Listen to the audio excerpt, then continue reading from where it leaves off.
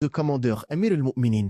Et ils disent, t'as effacé ton titre de Amir al-Mu'minin dans le traité avec Muawiyah, donc tu n'es plus notre chef. Ali leur rappelle l'histoire. Au traité de Hudaybiyah, le prophète sallallahu alayhi wa sallam avait demandé à Ali d'écrire ceci et ce sur quoi Muhammad, messager d'Allah, a conclu la paix. Les représentants des Quraysh avaient dit, si on savait que tu es messager d'Allah, on ne t'aurait pas combattu. Efface ça et écris Muhammad, fils de Abdillah. Le prophète avait dit alors à Ali, efface-le. Ali n'a pas pu le faire par respect. Alors le prophète l'a effacé lui-même. Et il leur a dit, le prophète est meilleur que moi et pourtant il a effacé son titre pour la paix. Celui-là a-t-il enlevé sa prophétie? Non. Troisième argument démonté. Beaucoup se sont repentis à l'issue de ce débat et sont revenus à la vérité. Mais une partie s'entête dans l'extrémisme. Ali est forcé de les combattre à Nahrawan car ils ont commencé à tuer des innocents sur la route. La bataille est rapide. L'armée de Ali les écrase. Le bilan est incroyable. Seulement 6 ou 7 morts dans l'armée de Ali et plus de 2000 morts chez les Kharijites. Après le combat, Ali cherche quelque chose parmi les cadavres. Il cherche un homme précis décrit par le prophète sallallahu alayhi wa sallam dans un hadith authentique. Un homme noir avec une malformation au bras qui ressemble à un sein d'une femme. Al-Thudayya. Le prophète avait dit, une secte sortira de la religion, ils seront combattus par le groupe le plus proche de la vérité. Ali cherche et il cherche encore. Finalement, on trouve le corps dans un fossé. Quand Ali le voit, il tombe en prosternation. Sujoud al-Shukr, c'est la preuve d'Allah, la validation ultime qu'il était sur la voie de la vérité et qu'il avait sauvé la communauté de ce danger. Maintenant, on arrive à la fin de ce voyage. Une fin qui a plongé la Oumma dans le deuil pour l'éternité. Après la défaite des Kharijites à Nahrawan, 3 survivants se réunissent. Ils sont aveuglés par la haine et le fanatisme. Ils se disent entre eux, il faut débarrasser la communauté de ces tyrans pour qu'elle retrouve la paix. Ils désignent 3 cibles. Ali ibn Abi Talib, Muawiyah ibn Abi Sufyan et Amr ibn al-As. Ils fixent une date précise pour agir simultanément, le 17 du mois de Ramadan. Le premier, Al-Burak, part pour Damas pour tuer Muawiyah. Il réussit à le poignarder, mais la blessure n'est pas mortelle. Muawiyah survit. Le deuxième, Amr ibn Bakr, part pour l'Égypte pour tuer Amr ibn al-As. Ce jour-là, Amr est malade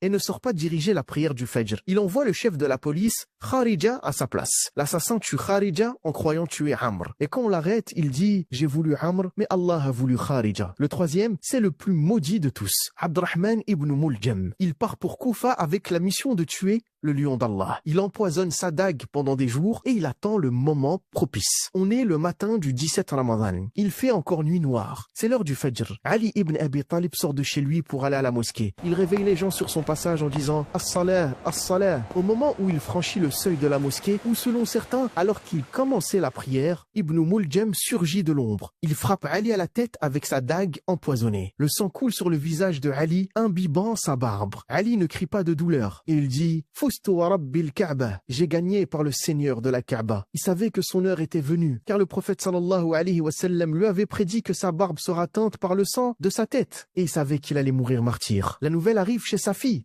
Kalthoum. Elle est dévastée. Elle crie cette phrase qui résume toute sa douleur. Quel est mon sort avec la prière du Fajr? Mon père a été tué au Fajr et mon mari Omar ibn al-Khattab a été tué au Fajr. Subhanallah. 2 des meilleurs hommes de la communauté tués au même moment de la prière. Ali agonise pendant quelques jours. Même sur son lit de mort, il reste juste. Il ordonne qu'on ne torture pas son assassin. Et il dit, si je survis, je déciderai. Si je meurs, tuez-le d'un seul coup. Âme pour âme. Mais ne le torturez pas. Il passe ses derniers instants à conseiller ses fils Hassan et Hussein, leur rappelant la crainte d'Allah et la protection de la communauté. Puis son âme pure retourne à son créateur. Le lion est retourné à Allah. Après le départ du lion, c'est son fils Al-Hassan ibn Ali qui reprend le flambeau. Quel héritage incroyable! Son grand-père est le messager d'Allah. Son père est Ali et sa mère est Fatima. Le prophète sallallahu alayhi wa sallam l'avait prédit sur le minbar en le tenant dans ses bras. Mon fils que voici est un sayyid, un maître, et il se peut qu'Allah réconcilie par lui 2 grands groupes de musulmans. Et c'est exactement ce qui s'est passé. Al-Hassan marche vers la Syrie avec une armée, mais son cœur ne veut plus de sang. Il veut l'unité de la Oumma. En l'an 41 de l'Hégire, il prend une décision qui demande un courage immense, peut-être plus grand que le courage de la guerre, le courage de la paix. Il renonce au califat. Il le cède à Muawiyah pour stopper l'hémorragie. On a appelé cette année Am al-Jama'a, l'année du rassemblement. Par sa cause, le sang des musulmans a été épargné. La prophétie s'est réalisée. Al-Hassan a vécu ensuite à Médine dans l'adoration et la générosité jusqu'à sa mort en 49 ou 50 de l'Hégire. Il est mort empoisonné et enterré au cimetière du Baqi' près de sa mère et de son grand-père. Jusqu'à aujourd'hui, le mystère de sa mort reste entier, mais sa place au paradis est garantie auprès des siens. Voilà l'histoire de Ali ibn Abi Talib radiyallahu anhu. Une vie de sacrifice sacrifice depuis la nuit où il a dormi dans le lit du prophète